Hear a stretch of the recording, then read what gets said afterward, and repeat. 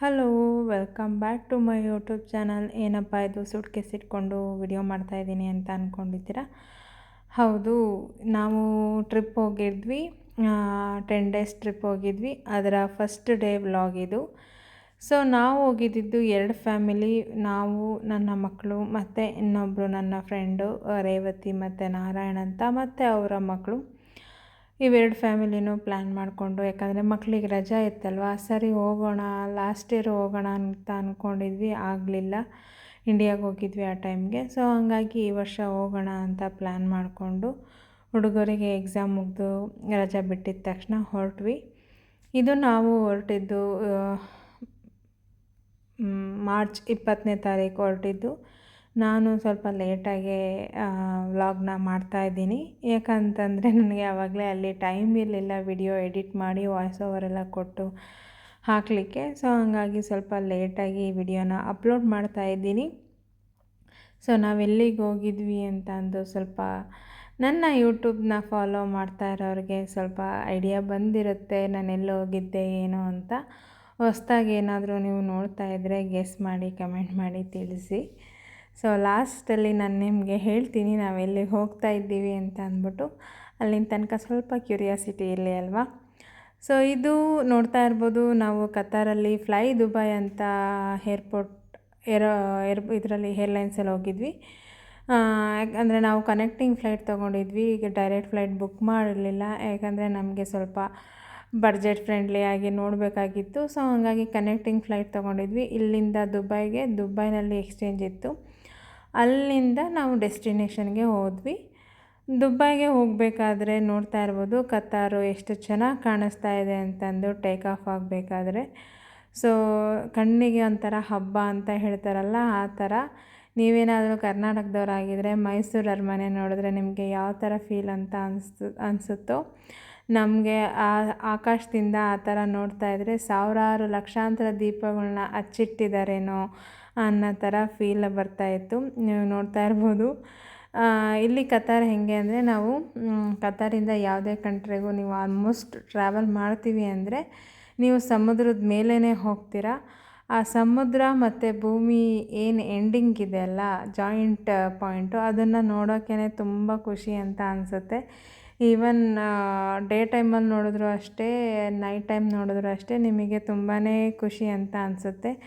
ನೋಡ್ತಾ ಇರ್ಬೋದು ಎಷ್ಟು ಚೆನ್ನಾಗಿ ಕಾಣಿಸ್ತಾ ಇದೆ ಅಲ್ವಾ. ಸೊ ನಾನು ಆಲ್ಮೋಸ್ಟು ಏನು ನಾನು ಫ್ಲೈಟ್ ಜರ್ನಿ ಅಂತ ಶುರು ಮಾಡಿದೆ, ಆವಾಗೆಲ್ಲ ನಾನು ಕತಾರಿಗೆ ಬಂದಿರೋದು ನೈಟ್ ಟೈಮೇನೆ. ಯಾಕಂದರೆ ನಮಗೆ ಬೆಂಗಳೂರಿಗೆ ಮತ್ತು ಇಲ್ಲಿಂದ ಬೆಂಗಳೂರಿಗೆ ಹೋಗೋಕ್ಕಾಗಲಿ, ಬೆಂಗಳೂರಿಂದ ಇಲ್ಲಿಗೆ ಬರೋಕ್ಕಾಗಲಿ ನೈಟ್ ಟೈಮೇ ಫ್ಲೈಟ್ ಇರೋದು. ಸೊ ತುಂಬಾ ಚೆನ್ನಾಗಿ ಅನಿಸುತ್ತೆ ನನಗೆ ಅದನ್ನು ನೋಡೋದಕ್ಕೆ. ಯಾವಾಗಲೂ ವಿಂಡೋ ಸೀಟ್ ಸಿಗುತ್ತೆ ನಮ್ಗೆ ಆಲ್ಮೋಸ್ಟು, ಯಾಕಂದರೆ ನಾವು 3 ಮೆಂಬರ್ಸ್ ಟ್ರಾವೆಲ್ ಮಾಡ್ತೀವಿ ಆಲ್ಮೋಸ್ಟ್ ಯಾವಾಗ ಮಾಡಿದ್ರೂ, ನಾನು ನನ್ನ ಮಕ್ಕಳು.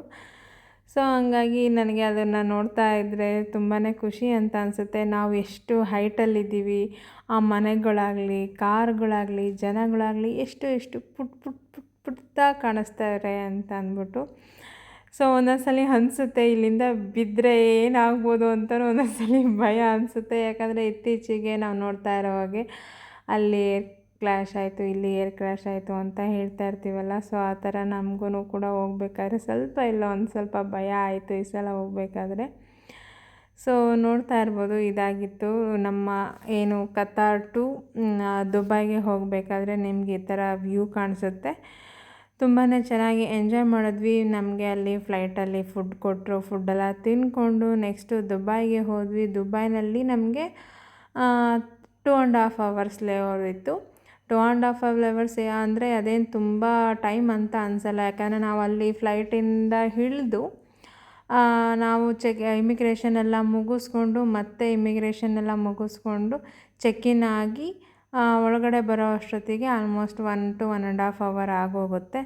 ಅಲ್ಲಿ ಬಂದಮೇಲೆ ಮಕ್ಕಳಿಗೆ ಸ್ವಲ್ಪ ಏನಾದರೂ ತಿನ್ಸಂಗಿದ್ರೆ ಕುಡ್ಸೋಂಗಿದ್ರೆ ತಿನ್ನಿಸ್ಕೊಂಡು ಮಾಡಿಕೊಂಡು ಅನ್ನೋ ಅಷ್ಟರಲ್ಲಿ ಟೈಮ್ ಆಗೇ ಬಿಡುತ್ತೆ. ಆಮೇಲೆ ಅವ್ರು ಕರೀತಾರೆ ಬನ್ನಿ ಅಂತ ಹೇಳ್ಬಿಟ್ಟು.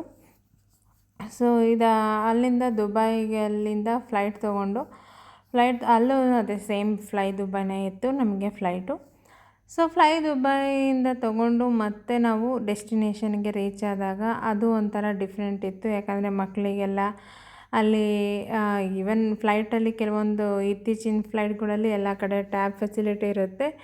ಸೊ ಅದನ್ನೆಲ್ಲ ಯೂಸ್ ಮಾಡಿಕೊಂಡು ಗೇಮ್ ಮಾಡಿಕೊಂಡು ಮಜಾ ಮಾಡ್ತಾಯಿದ್ರು. ಬಟ್ ಫ್ಲೈ ದುಬೈದು ಒಂದು ಏನು ಬೇಜಾರಾಯಿತು ಅಂತಂದರೆ ಈ ಲಗೇಜ್ದು ಸರ್ವಿಸು ನಮಗೆ ತುಂಬಾ ಇಷ್ಟ ಆಗಲಿಲ್ಲ. ಯಾಕಂದರೆ ನಾನು ತುಂಬ ಸಲ ಕತಾರ್ ಟು ಬ್ಯಾಂಗ್ಳೂರು ಓಡಾಡಿದ್ದೀವಿ. ಬಟ್ ಫ್ಲೈ ದುಬೈನಲ್ಲಿ ಬ್ಯಾಗ್ನ ಹ್ಯಾಂಡಲ್ ಮಾಡಿದ ರೀತಿ ನಮಗೆ ತುಂಬಾ ಬೇಜಾರಾಯಿತು. ಯಾಕಂದರೆ ನಮ್ಮದು ಬ್ಯಾಗ್ಗಳೆಲ್ಲ ಡ್ಯಾಮೇಜ್ ಆಗಿತ್ತು. ನಂದು ಹ್ಯಾಂಡ್ ಬ್ಯಾಗ್ದು ಹ್ಯಾಂಡಲೆಲ್ಲ ಕಿತ್ತೋಯ್ತು, ಮತ್ತು ಸೂಟ್ ಕೇಸೆಲ್ಲ ಡ್ಯಾಮೇಜ್ ಆಗಿತ್ತು. ನನ್ನ ಫ್ರೆಂಡ್ದು ಕೂಡ ಡ್ಯಾಮೇಜ್ ಆಗಿತ್ತು. ಅವ್ರದ್ದು ಲೆದರ್ ಬ್ಯಾಗ್ ತೊಗೊಂಡಿರಂತೆ ಅದೇನೋ ಸ್ಕ್ರ್ಯಾಚ್ ಆಗಿದೆ ಅಂತೆಲ್ಲ ಹೇಳ್ತಾಯಿದ್ರು. ಸೊ ಹಂಗಾಗಿ ಇದನ್ನು ವಿಡಿಯೋ ಮಾಡಿದೆ. ಅವ್ರು ಎಸಿತಾ ಇದ್ದಿದ್ದ ರೀತಿ ನೋಡಿ ನನಗೆ ಶಾಕ್ ಆಯಿತು. ಇವೇನು ಸೂಟ್ ಕೇಸ್ ಹೋಗ್ತಾ ಇದ್ದಾವಲ್ಲ ಇವೆಲ್ಲ ನಮ್ಮವೇ. ನೋಡ್ತಾ ಇರ್ಬೋದು ಯಾವ ಥರ ಎಸಿತಾರೆ ಅಂತ ಅಂದ್ಬಿಟ್ಟು ಟಪ್ ಟಪ್ ಟಪ್ ಅಂತ ಎಸಿತಾಯಿದ್ರು. ಆ ಸೌಂಡ್ ನೋಡಿನೇ ನಾವು ಏನಿದು ಹಿಂಗೆ ಎಸಿತಾ ಇದ್ದಾರೆ ಅಂತ ಹೇಳಿ ನಾನು ವಿಡಿಯೋ ಮಾಡಿಕೊಂಡೆ. ಸೊ ಇದನ್ನು ಫ್ಲೈ ದುಬೈನವ್ರಿಗೆ ಕಂಪ್ಲೇಂಟ್ ಮಾಡಬೇಕು ಅಂತ ವಿಡಿಯೋ ಮಾಡ್ಕೊಂಡ್ವಿ. ಬಟ್ ಅದಕ್ಕೆ ಟೈಮ್ ಬಂದಿಲ್ಲ ಇನ್ನೂ ಕಂಪ್ಲೇಂಟ್ ಮಾಡೋಕ್ಕೆ. ಸೊ ಅದಾದಮೇಲೆ ನೆಕ್ಸ್ಟ್ ಫ್ಲೈಟ್ನ ಕ್ಯಾಚ್ ಮಾಡಿದ್ವಿ. ನೀವು ನೋಡ್ತಾ ಇರ್ಬೋದು ನಾವು ಇಲ್ಲಿಗೆ ಹೋಗ್ತಾ ಇದ್ದೀವಿ ಅಂತ ಇಲ್ಲಿ ನಿಮಗೆ ಸ್ವಲ್ಪ ಹಿಂಟ್ ಸಿಕ್ಕುತ್ತೆ. ಸೊ ಇದು ನೋಡ್ತಾ ಇರ್ಬೋದು ನಮ್ಮ ಮ್ಯಾಪ್. ಏನು ಇವಾಗ ನಾವು ಕಾರಲ್ಲಿ ಯಾವ ಥರ ಮ್ಯಾಪನ್ನ ಫಾಲೋ ಮಾಡ್ತೀವಿ ಅದೇ ರೀತಿ ನಮಗೆ ಫ್ಲೈಟಲ್ಲಿ ಕೂಡ ಫ್ಲೈಟ್ನ ನೀವು ಟ್ರ್ಯಾಕ್ ಮಾಡ್ಬೋದು. ನಾವೆಲ್ಲಿ ಹೋಗ್ತಾ ಇದ್ದೀವಿ, ಎಲ್ಲಿದ್ದೀವಿ, ಯಾವ ಭೂಮಿ ಮೇಲೆ ಹೋಗ್ತಾ ಇದ್ದೀವಾ ಅಥವಾ ಸಮುದ್ರದ ಮೇಲೆ ಹೋಗ್ತಾ ಇದ್ದೀವಾ ಅಂತ ಎಲ್ಲ ಟ್ರ್ಯಾಕ್ ಮಾಡ್ಬೋದು. ಮತ್ತು ಯಾವ ಕಂಟ್ರಿ ಅಥವಾ ಯಾವ ಸ್ಟೇಟ್ ಮೇಲೆ ನಾವು ಹೋಗ್ತಾ ಇದ್ದೀವಿ ಅಂತ ಕೂಡ ಎಲ್ಲ ಟ್ರ್ಯಾಕ್ ಮಾಡ್ಬೋದು. ತುಂಬಾ ಖುಷಿ ಅನಿಸುತ್ತೆ ನನಗೆ ಅದು ಟ್ರ್ಯಾಕಿಂಗ್ ನೋಡೋಕ್ಕೆ. ಯಾಕಂದರೆ ನಮಗೆ ರೇರ್ ಅಲ್ವಾ ಆ ಥರ ಸಿಗೋದು. ಇಲ್ಲಿಂದ ನಿಮಗೆ ದುಬೈ ವ್ಯೂ ಇದು ಆ್ಯಕ್ಚುಲಿ. ಯಾಕಂದರೆ ದುಬೈಯಿಂದ ಟೇಕ್ ಆಫ್ ಆಗಬೇಕಾದ್ರೆ ಇದು ಮಾಡಿರ್ತಕ್ಕಂಥ ವಿಡಿಯೋ. ದುಬೈನೂ ಅಷ್ಟೇ ತುಂಬಾ ಏನು ಬ್ಯೂಟಿಫುಲ್ಲಾಗಿ ಅದು ಮ್ಯಾಪನ್ನ ಅವರು ಆರ್ಗನೈಸ್ ಮಾಡಿದ್ದಾರೆ, ಸ್ಟ್ರಕ್ಚರ್ ಮಾಡಿದ್ದಾರೆ. ಕನ್ಸ್ಟ್ರಕ್ಷನ್ ಎಲ್ಲ ತುಂಬಾ ಚೆನ್ನಾಗಿ ಕಾಣಿಸ್ತಾ ಇತ್ತು. ಡೇ ಟೈಮಲ್ಲೂ ಅಷ್ಟೇ ನಾವು ಬರಬೇಕಾದ್ರೆ ಡೇ ಟೈಮಲ್ಲಿ ಬಂದಿದ್ದು. ಸೊ ಹಂಗಾಗಿ ತುಂಬಾ ಚೆನ್ನಾಗಿ ಕಾಣಿಸ್ತಾ ಇತ್ತು ಡೇ ಟೈಮಲ್ಲೂ. ನೈಟ್ ಟೈಮು ಅಷ್ಟೇ ತುಂಬಾ ಚೆನ್ನಾಗಿ ಕಾಣಿಸ್ತಾ ಇತ್ತು. ನೀವು ನೋಡ್ತಾ ಇರ್ಬೋದು ಇದು ಎಂಡಿಂಗ್, ದುಬೈ ಎಂಡಿಂಗು. ಸೊ ಅಲ್ಲಿ ನೆಕ್ಸ್ಟ್ ಡೇ ನಿಮಗೆ ಓಷನ್ ಸಮುದ್ರ ಸ್ಟಾರ್ಟ್ ಆಗುತ್ತೆ. ಸೊ ಆ ಸಮುದ್ರಕ್ಕೂ ಸ್ವಲ್ಪ ದೂರದ ತನಕ ಅವರು ಐಲ್ಯಾಂಡ್ ಥರ ಆ ಥರ ಎಲ್ಲ ಅಲ್ಲಿ ಇಲ್ಲಿ ಮಾಡ್ಕೊಂಡಿದ್ದಾರೆ ರೋಡು ಅದೆಲ್ಲನ. ಸೊ ಅದಾದಮೇಲೆ ಎಗೇನ್ ಸಮುದ್ರನೇ. ಇದನ್ನೆಲ್ಲ ನೋಡಿಕೊಂಡು ನಾವು ನೆಕ್ಸ್ಟು ಡೆಸ್ಟಿನೇಷನ್ ರೀಚ್ ಆದಾಗ ಅಲ್ಲಿ ನಮಗೆ ಏನು ಹೇಳ್ತಾರೆ ಅದಕ್ಕೆ, ವರುಣನ ಆಗಮನ ಅಂತ ಹೇಳ್ತಾರಲ್ಲ. ಸೊ ಆ ಥರ ನಮಗೆ ಹೋಗಿದ ತಕ್ಷಣ ಅಲ್ಲಿ ಮಳೆ ಬರ್ತಾಯಿತ್ತು. ಮಳೆನಲ್ಲೇ ನೆಂದ್ಕೊಂಡು ನಾವು ಕಾರಲ್ಲಿ ಏರ್ಪೋರ್ಟ್ನ ಚೆಕ್ಔಟ್ ಮಾಡಿಕೊಂಡು ಹೋಟೆಲ್ಗೆ ಹೋದ್ವಿ. ಮಳೆಯಲ್ಲಿ ನೆಂದ್ಕೊಂಡು, ಯಾಕಂದರೆ ನಮಗೆ ಕತಾರಲ್ಲಿರೋರಿಗೆ ಚೆನ್ನಾಗಿ ಗೊತ್ತಿರುತ್ತೆ ಮಳೆ ಅಂದ್ರೇ ನಮಗೆ ತುಂಬಾ ಕಡಿಮೆ. ನಮಗೆ ಬೆಂಗಳೂರಲ್ಲಿ ಇದ್ದಾಗ ಆ ಮಳೆನ ಯಾಕಾದರೂ ಬರುತ್ತಪ್ಪ ಅಂತ ಅನಿಸೋದು ಆಫೀಸ್ಗೆಲ್ಲ ಹೋಗಬೇಕಾದ್ರೆ. ಯಾಕಂದರೆ ಅಷ್ಟು ಹಿಂಸೆ ಆಗ್ಬಿಡೋದು ಎಲ್ಲ ಕಡೆ ಟ್ರಾಫಿಕ್ ಜಾಮು ಅದೆಲ್ಲ. ಬಟ್ ಇಲ್ಲಿಗೆ ಬಂದಮೇಲೆ ಅಯ್ಯೋ ಮಳೆ ಎಷ್ಟು ಮಿಸ್ ಮಾಡ್ಕೊತಾ ಇದ್ದೀವಿ ಅಂತ ಅನಿಸುತ್ತೆ. ಬಟ್ ಅಲ್ಲಿಗೆ ಹೋಗಿದ ತಕ್ಷಣ ಆ ಮಳೆ ನೋಡಿದ ತಕ್ಷಣ ತುಂಬಾ ಖುಷಿ ಆಯಿತು. ಮಳೆ ಬರ್ತಿದೆ ಅಲ್ಲ ಅಂತಂದು ನೋಡಿ. ಇದು ನಾವು ಆನ್ ದ ವೇ ಏರ್ಪೋರ್ಟ್ನ ಚೆಕ್ಔಟ್ ಮಾಡಿಕೊಂಡು ಆನ್ ದ ವೇ ಹೋಗ್ತಾ ಇರಬೇಕಾದ್ರೆ ಇದು ವಿಡಿಯೋ ಮಾಡಿದ್ದು. ಇವರು ನಮ್ಮ ಡ್ರೈವರ್ ನಿಕ್ಕು ಅಂತ ಹೇಳ್ಬಿಟ್ಟು, ನೇಮ್ ಬಂದು ನಿಕೋಲಾಜಿ ಅಂತ ಹೇಳ್ಬಿಟ್ಟು. ತುಂಬಾ ನೋಡಿ ನಾವು ಕಾರಲ್ಲಿ ಎಲ್ಲ ಪ್ಯಾಕ್ ಮಾಡಿಕೊಂಡು ಕೂತಿದ್ದೀವಿ. ಸೊ ನಾವು ಬಂದಿದ್ದು ಕಂಟ್ರಿ ಬಂದು ಜಾರ್ಜಿಯಾ ಅಂತ ಹೇಳ್ಬಿಟ್ಟು. ಎಲ್ಲರಿಗೂ ಗೊತ್ತಿರುತ್ತೆ, ತುಂಬಾ ಇಷ್ಟಪಡ್ತಾರೆ ಕಂಟ್ರಿನ. ಯಾರು ಯುರೋಪಿಯನ್ ಕಂಟ್ರೀಸ್ಗೆ ಹೋಗಬೇಕು ಅಂದ್ಕೊಂಡಿದ್ದೀರಾ ಅವರೆಲ್ಲನ ಬಡ್ಜೆಟ್ ಫ್ರೆಂಡ್ಲಿ ಅಂತ ಅಂದರೆ ಜಾರ್ಜಿಯಾನ ಚೂಸ್ ಮಾಡ್ತಾರೆ ಅಂತ ಕೇಳ್ಪಟ್ಟಿದ್ದೀನಿ. ಯಾಕಂದರೆ ಅಲ್ಲೂ ಕೂಡ ನಿಮಗೆ ಯುರೋಪಿಯನ್ ಸ್ಟೈಲ್ ನಿಮಗೆ ಸ್ಟ್ರಕ್ಚರು ಅದೆಲ್ಲ ಆರ್ಕಿಟೆಕ್ಚರ್ ಎಲ್ಲ ಕಾಣುತ್ತೆ. ಬಿಲ್ಡಿಂಗ್ಸ್ ಆಗಿರ್ಬೋದು, ಕೆಥಡ್ರಲ್ಸ್ ಆಗಿರ್ಬೋದು, ಆ ಯುರೋಪಿಯನ್ ಸ್ಟೈಲಲ್ಲಿ ನೋಡ್ತಾ ಇರ್ಬೋದು. ಇದನ್ನು ನೋಡ್ತಾ ಇದ್ದರೆ ನಮಗೆ ಯುರೋಪಿಯನ್ ಸ್ಟೈಲೇ ಅಂತ ಅನಿಸ್ತಾ ಇತ್ತು.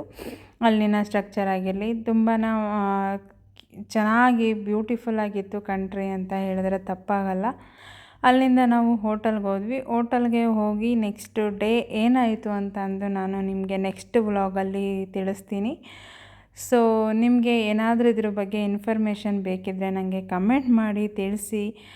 ಫ್ಲೈಟ್ ಬಗ್ಗೆ ಆಗಿರಲಿ, ಬಡ್ಜೆಟ್ ಎಷ್ಟಾಯಿತು ಅಂತಂದು ನಾನು ನೆಕ್ಸ್ಟ್ ಅದರದ್ದು ಸಪ್ರೇಟ್ ವ್ಲಾಗ್ ಮಾಡ್ತೀನಿ. ಇದು ನಮ್ಮ ಫಸ್ಟ್ ಡೇ ಆಗಿತ್ತು. ಜಸ್ಟ್ ನಾವು ಏರ್ಪೋರ್ಟಿಂದ ಹೊರಟು ಏರ್ಪೋರ್ಟಲ್ಲಿ ಆ ಕಂಟ್ರಿಗೆ ರೀಚ್ ಆಗಿದ್ವಿ ಅಷ್ಟೇ. ನಾವು ಹೇಗಿತ್ತು ವಿಡಿಯೋ ನಿಮಗೆ ಇಷ್ಟ ಆದರೆ ಲೈಕ್ ಮಾಡಿ, ಶೇರ್ ಮಾಡಿ, ಸಬ್ಸ್ಕ್ರೈಬ್ ಕೂಡ ಮಾಡ್ಕೊಳ್ಳಿ. ನೆಕ್ಸ್ಟು ಜಾರ್ಜಿಯಾದು ನಿಮಗೆ ಫುಲ್ಲು ಅಪ್ಡೇಟ್ ಬರ್ತಾ ಇರುತ್ತೆ, ನೀವು ಕೂಡ ನೋಡ್ಬೋದು. Thank you for watching this video. Love you all.